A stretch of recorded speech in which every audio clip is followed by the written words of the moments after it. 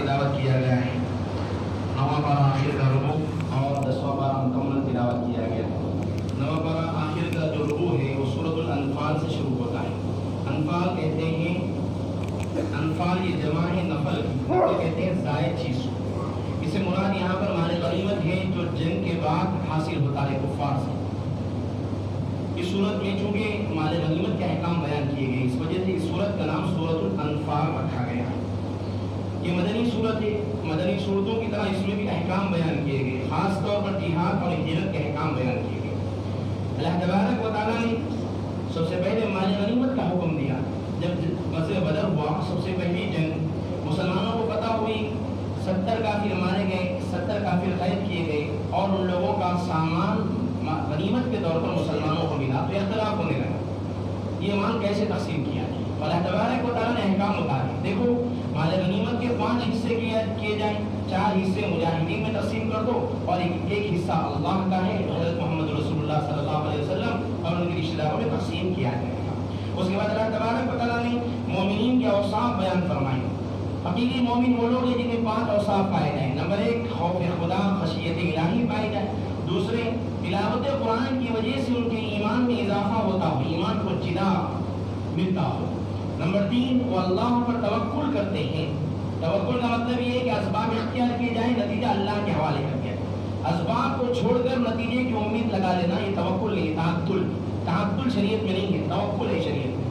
تیسری صفت یہ ہے کہ نماز قائم کرتے ہیں۔ نماز قائم کرنے کا مطلب تمام فرائض، واجبات، مستحبات، اوقات کی رعایت کرتے ہوئے نماز قائم کرتے ہیں اور اللہ کے دیے ہوئے مال میں سے خرچ کرتے ہیں۔ اس کے بعد اللہ تبارک و تعالیٰ نے غزوہ بدر کا تفصیلی واقعہ بیان فرما کر اللہ تعالیٰ نے فرمایا، دیکھو اے مسلمانوں، میدان جنگ میں کامیابی کے چند اصول ہیں۔ نمبر 1 میدان جنگ سے پیٹ پھیر کر مت بھاگو۔ نمبر 2 اللہ اور اس کے رسول کی اطاعت کرو۔ نمبر 3 اللہ رسول جس چیز کی طرف تمہیں دعوت دے بلائیں اس کی دعوت کو قبول کرو۔ نمبر 4 اللہ اور اس کے رسول سے بے وفائی مت کرو۔ نمبر 5 اللہ نے فرمایا تقوی اختیار کرو۔ اس کے بعد اللہ تبارک و تعالیٰ اس کے بعد 10واں پارہ شروع ہوتا ہے، اس میں بھی غزوہ بدر کے احکام بیان کیے گئے۔ ان احکام میں سے ایک حکم غزوہ بدر کا ہی آیا۔ جب غزوہ بدر ہو گیا، مسلمانوں کو فتح مل گئی، تو 70 کافر گرفتار کیے گئے تھے۔ اللہ کے نبی صلی اللہ علیہ وسلم نے اپنی عادت کے مطابق مسلمانوں سے مشورہ کیا ان 70 قیدیوں کا کیا کرنا چاہیے۔ تو حضرت عمر رضی اللہ عنہ، حضرت سعد بن معاذ رضی اللہ تعالیٰ عنہ، دیگر بعض مسلمانوں نے یہ مشورہ دیا کہ ان کو قتل کر دیا جائے، یہ باغی ہے، ان کو قتل کر دیا جائے۔ حضرت ابو بکر صدیق رضی اللہ عنہ، بعض مسلمانوں نے مشورہ دیا کہ فدیہ لے کر انہیں چھوڑ دیا جائے۔ اللہ کے نبی چونکہ رحمت للعالمین تھے، اس وجہ سے آپ نے حضرت ابو بکر اور دوسرے صحابہ کی رائے کو مان لیا، فدیہ لینے کی رائے، اور فدیہ لینے اللہ کے رسول نے فدیہ لے بھی لیا۔ اللہ تبارک و تعالیٰ کو یہ ادا پسند نہیں آئی، اللہ تعالیٰ نے اطاعت نازل فرمایا اور اللہ تعالیٰ نے فرمایا، دیکھو اے اللہ کے نبی، آپ نے جو فدیہ لیا ہے نا، اس کے بدلے اللہ کا عذاب بالکل درختوں کے قریب آ چکا تھا۔ دین کے بارے میں ذرہ برابر بھی آپ کمپرومائز مت کیجیے، سمجھوتا مت کیجیے، جو اللہ کا حکم ہے اس کو نافذ کر دیجیے۔ اس کے بعد اللہ تبارک و تعالیٰ نے مسلمانوں کو حکم دیا ہمیشہ دشمنوں سے، دشمن طاقتوں سے اسلام اور مسلمانوں کو کامیاب کرنے کے لیے 2 چیزیں بہت اہمیت رکھتی ہیں۔ ایک روحانی طاقت، اللہ تبارک و تعالیٰ سے تعلق، اللہ کے رسول صلی اللہ علیہ وسلم کی سنتوں کا اتباع، یہ روحانی طاقت ہے، یہ انسان کو بڑی سی بڑی طاقت سے ٹکرا دیتا ہے۔ اور دوسری چیز اس کے لیے ظاہری اسباب کا اختیار کرنا، اسلحہ، جنگ کے لیے اسلحہ کی تیاری کرنے کا حکم دیا، یہ اسباب کے درجے میں ہے، جنگ کے لیے اسلحہ کی تیاری کرنا یہ بھی فرض ہے۔ اس کے بعد اللہ تبارک و تعالیٰ نے سورت کے آخر میں مہاجرین انصار کا تذکرہ فرمایا۔ دیکھو جو لوگ مکی سے مدینہ ہجرت کر کے گئے وہ مہاجرین، تو جو وہاں پر انہوں نے ان کو ٹھکانہ دیا مدینے میں وہ انصار، یہ دونوں بھی برحق مسلمان ہیں اور ان کا جزا اور ان کا بدلہ اللہ کے پاس طے۔ اس کے بعد سورہ توبہ شروع ہوتی ہے۔ اس صورت میں جو کہ اللہ تبارک و تعالیٰ نے غزوہ تبوک سے پیچھے رہ جانے والے چند مسلمانوں کی توبہ کا تذکرہ فرمایا صورت کے آخر میں، اس وجہ سے اس کو سورہ توبہ کا نام دیا گیا ہے۔ اس صورت میں اللہ تبارک و تعالیٰ نے فرمایا کافر چونکہ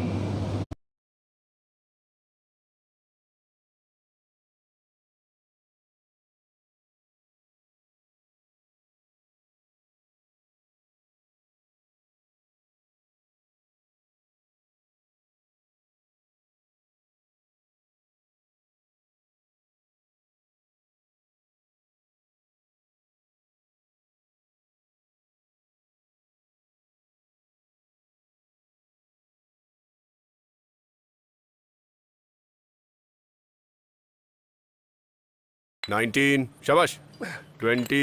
నూనె రుద్ది రుద్ది చేతులు అరిగిపోయాయి, కానీ జుట్టు ఎగిరిపోతూనే ఉంది కోచ్ సార్. ఒరే బాహుబలి, శరీరం కేవలం ప్రోటీన్ షేక్ తాగడం వల్ల ఏర్పడినప్పుడు కేవలం నూనె రాసుకుంటే జుట్టు ఎలా పెరుగుతుంది? ట్రై చేయి. ఇది హెయిర్ లాస్ కి complete solution. Free hair test తీసుకో, కస్టమైజ్ కిట్ ఇంకా డైట్ ప్లాన్ దొరుకుతుంది. కేవలం 5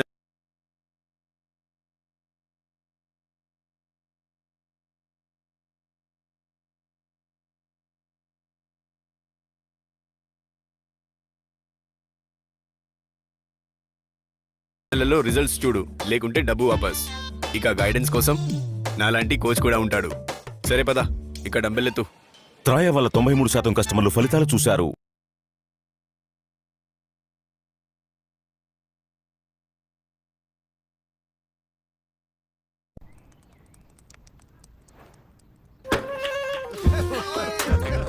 మామూలు వాటర్ ప్రూఫింగ్ ఏంటి? ఇందులో వైట్ సిమెంట్ అడ్వాంటేజ్ ఉందా? లేదు. అన్నిటికన్నా ఎక్కువ వాటర్ రెసిస్టెన్స్ వైట్ సిమెంట్ ఇస్తుంది కదా. అయితే మరి ఇంటి కోసమో వైట్ సిమెంట్ ఉన్న వాటర్ ప్రూఫింగ్ తేవాల్సింది.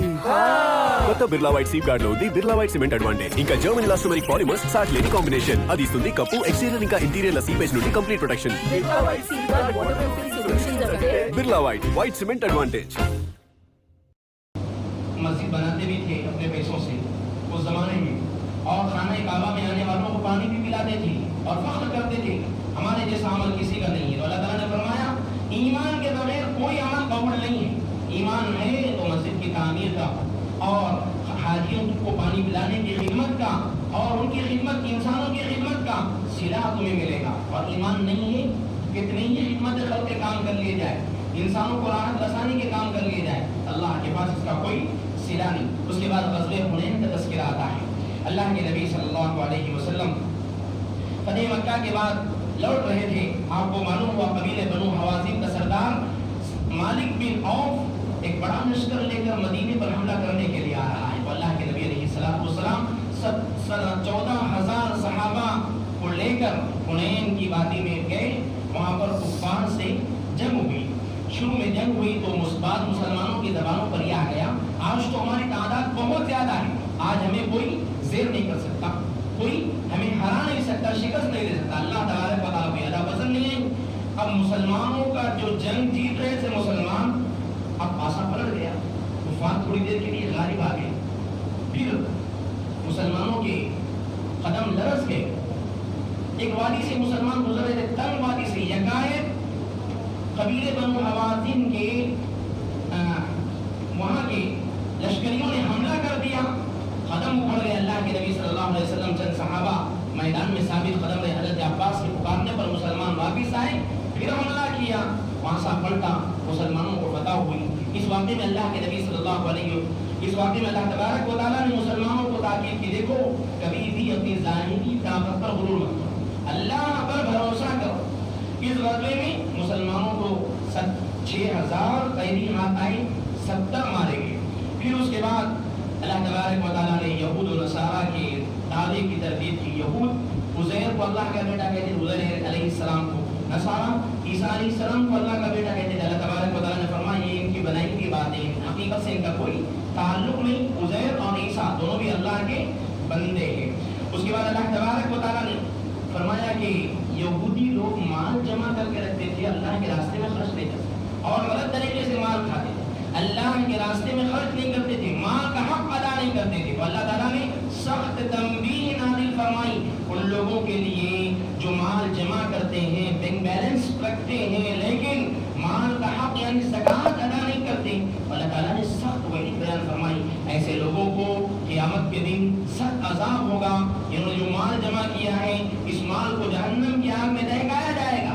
उसी माल से उनके पेशानी को, उनके पहलुओं को, उनके पीठ को दागा जाएगा और ये माल उनको पकड़ेगा और कहेगा हादा मा कनज़्तुम लिअन्फुसिकुम फ़ज़ूक़ू मा कुन्तुम तकनिज़ून. ये तुम्हारा जमा किया हुआ माल है, लिहाजा तुम चखो अपने जमा किए हुए माल की सजा को. उसके बाद अल्लाह ने ग़ज़वे तबूक का तज़किरा फरमाया. अल्लाह के नबी अलैहिस्सलाम सहाबा को लेकर अभी मदीने में ग़ज़वे हुनैन से फारिग होकर पहुंचे भी नहीं थे. आपको इत्तला मिली कि हिरक़ल बादशाह, रूमियों का बादशाह, एक बहुत बड़ी फौज लेकर मदीने पर हमला करने के लिए आ रहा है. तो अल्लाह के नबी ने यकायक मुसलमानों को हुक्म दिया 30,000 کا لشکر لے کر اللہ کے نبی مدینے سے نکلے. غزوہ تبوک کا جو پس منظر ہے، جو وقت ہے، ایسا وقت تھا کھجور پک رہے تھے اور سخت گرمی کا موسم تھا اور کھجور پک گئے تھے. مدینے میں رہنے والے لوگوں کا گزر بسر سال بھر کھجور پر ہی ہوتا تھا. ایسے وقت میں جہاد میں نکلنا ان کے لیے بڑا مشکل تھا. لیکن اللہ کے رسول کی دعوت پر سچے مخلص مسلمان نکل گئے. اور جب اللہ کے نبی نے 30,000 کا لشکر لے کر نکلا، اقدام کیا آپ نے، تو کفار پر روک پڑا. وہ لوگ میدان میں نہیں آئے، دور سے بھاگ گئے. وقت کے سپر پاور سے مقابلہ ہو رہا تھا، رومن امپائر سے مقابلہ ہو رہا تھا، بھاگ گئے. ادھر یہ ہوا بہت سے منافقین بظاہر اپنے آپ کو مسلمان کہنے والے، ان لوگوں نے ہیلے بنائے، ہیلے تراشے، بہانے تراشے اور غزوہ تبوک میں نہیں گئے اور جانے والوں کو بھی روکا اور منکر کا حکم دیتے تھے اور معروف سے نیکی سے روکتے تھے. اللہ کے نبی آ رہے تو منافقین کی بہت سی کیفیات کو اللہ تبارک و تعالیٰ نے بیان فرماتے ہوئے فرمایا، دیکھو منافقین کی مغفرت نہیں ہو سکتی. اے نبی آپ 70 مرتبہ ان کے لیے استغفار کیجیے، منافقین کی بخشش نہیں ہوگی. اور اللہ کے نبی علیہ الصلوۃ والسلام عبداللہ ابن ابی بن سلول کا جنازہ پڑھنے کے لیے اس کی قبر پر گئے تو اللہ تبارک و تعالیٰ نے نبی صلی اللہ علیہ وسلم کو منع فرما دیا، ولا تقم علی قبری، ان کا جنازہ بھی مت پڑھو. اس کے بعد زندگی میں اللہ کے نبی نے کسی منافق کا جنازہ نہیں پڑھا. اس کے بعد اللہ تبارک و تعالیٰ نے مصارف زکوٰۃ کو بیان فرمایا. زکوٰۃ کے 8 مصارف ہے. سب سے پہلے زکوٰۃ کا مصرف فقیر، اس کے پاس کچھ نہ ہو. دوسرا زکوٰۃ کا مصرف مسکین، جس کے پاس مال تو ہو ایک دن کا روز لیکن اس کی ضرورتوں کو پورا کرنے والا. تیسرا عاملین علیہا، حکومت اسلامی کی طرف سے جو زکوٰۃ کے محصلین ہیں وہ بھی زکوٰۃ کا مخرج ہے. والمؤلفۃ قلوبہم، جو لوگ نئے نئے اسلام لائے ان کو اسلام پر ثابت قدم رکھنے کے لیے، ان کی تعلیم کے طلب کے لیے ان کو زکوٰۃ دی جائے. اور آگے